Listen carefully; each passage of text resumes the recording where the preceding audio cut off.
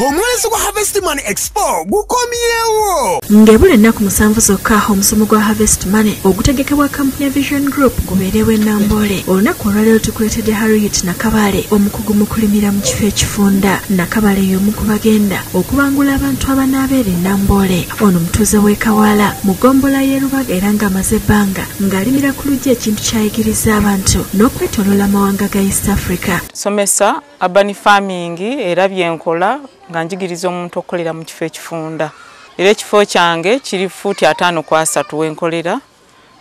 Bino mbikoze mu bifo bingi East Africa yonna ne mu bifo ebyetwetooledde wano mu Kampala.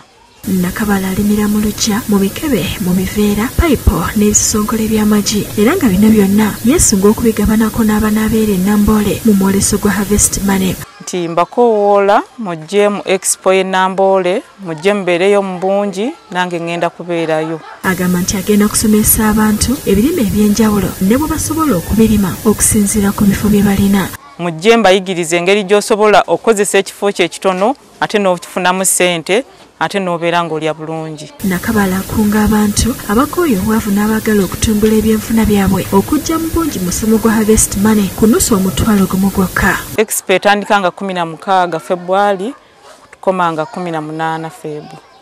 Mujje mubeereyo. Mutebi Sulaiman yakusakidde eggulire lino ku Lwabukedde TV.